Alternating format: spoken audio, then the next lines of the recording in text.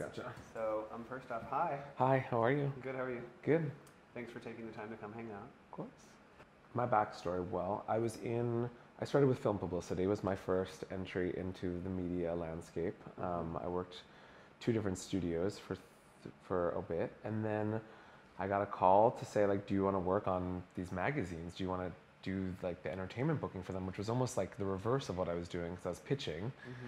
And it was someone who it was a editor that I was pitching, and I love magazines. I've always loved magazines, and I have a huge collection. I'm gonna die with like a huge collection of them, and I was very excited about the opportunity, and it was all the magazines that I read anyway. It was all the editors and all the photographers that even if I didn't know their names, I knew what their work was. So, I was just thrust into it. I was just like, when I was, it wasn't a job where like I wasn't an assistant. I was like, they needed someone to be like all hands on deck. So the person was moving to the LA office, so I was just kind of taking over in New York with someone else, and it was kind of the best way, just to be thrown into like being like, here, get on the phone with Stephen Gann, get on the phone with Katie Grand, like you just do it. And how long ago was that? This was like 10 years ago.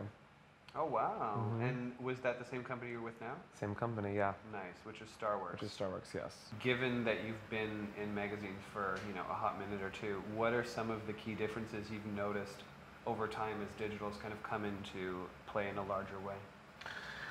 There was a lot of resistance to digital, I think, at first, and kind of doing original content for digital, because people were just, well, it's just a website. And now the truth is, I realize that people are not necessarily even looking at the magazines, but they'll see all the content when it comes on the brands, or the magazine's Instagram or the magazine's website. Like, there's things that actually have come out that have been out for a month, and then as soon as we promote it online, people are like, oh, I love this story, and like they had never seen it before. So I think that there's definitely just a more embracing of, and we've been able to get bigger budgets, and across all the board, just like realizing you can't just rely on the print, and the digital has to complement it. I think people are just being smarter about that. Do you find that people have pulled back in any sort of a way with print as a result of those evolutions, or do you think that it just further supports it?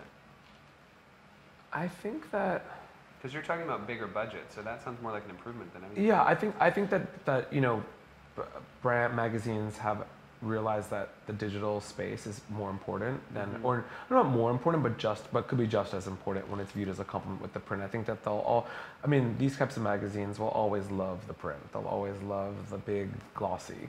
But I think that they have just like strengthened their teams and decided to actually build teams that are just doing online versus having a print person who could do both. Crossover both. Yeah. We're living in a time where there's a unique sort of simultaneous existence of multiple trends in terms of who occupies those spaces. So sometimes it is talent, sometimes it's a model, sometimes it's a particularly unique person that will work as a model even though they're not necessarily a traditional celebrity, and all of that fun stuff. So how do you think that kind of pie ratio has evolved?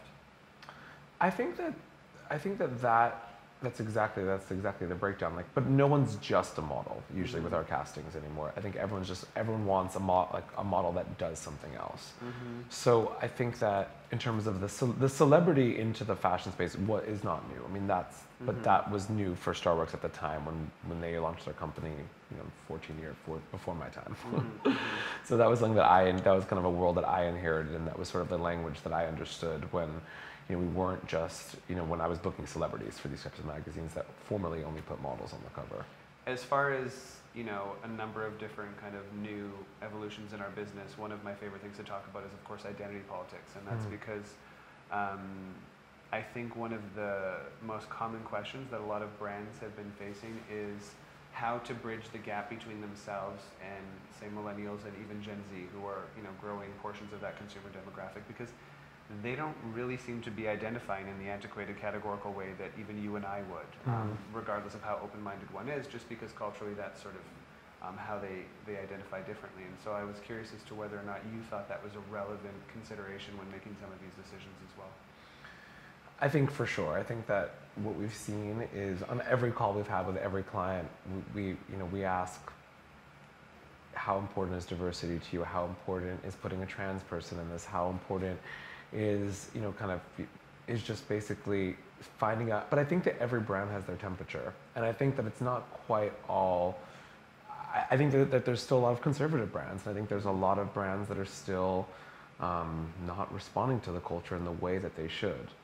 But I think that on the flip side is there's plenty of brands that are, and it's exciting and inspiring to kind of. And I think that's sort of what the main trend was. I mean, having worked as I've worked where I have for a period of time, is seeing that it used to just be one celebrity, one big celebrity that represents all. And I think that seeing like kind of the popularity of this more ensemble cast and having a mix of people has been the real shift to me, because I think brands are realizing that you can't just have one person, not one person speaks to all these people. And I think that's definitely like the trend of, of millennial culture, and seeing and having them respond to different things.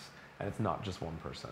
I think brands really want to have the talent engaged with the brand, and having them, having just a more holistic approach to it, which I think feels less like I just showed up for a photo shoot and got paid X dollars. So, I mean, in the end, do you think it's safe to say that regardless of the series of changes this industry has seen and the great state of flux that we're in for the, exciting and the questionable, fundamentally that process is quite primal and in a way will and has always been the same? Yeah, I think that there'll always be that girl of the season. They'll always have that feeling of someone that like people are just super excited about and want to feature in everything. I think that we've seen that, and I feel like almost now it's even more amplified. People are more, what I've noticed really the trend is that people, it's like as soon as someone does this one thing, that people are already after them. And it's like, in a way, there's not even like that moment where they can go from like an inside picture to like a multiple spread. It's like now like an inside picture and then it's a cover. And, or it's like you're the leader of that brand or that campaign. There's not really that like nuance of that period where they're just sort of floating around and like you're still trying to figure out and you're waiting. It's like people just jump on it a lot quicker because everyone else is. So I think there's a lot of, I think that the brands and the magazines are responding to the culture that we live in. 100%, of course. The idea of model as celebrity was not a new concept, but I think it was adapted towards, kind of the very millennial focused audience. But I don't know. I think that may change. So I think that we'll have to see what goes on. Definitely. Well, thank you for your time. Yeah, it was great. Thank you.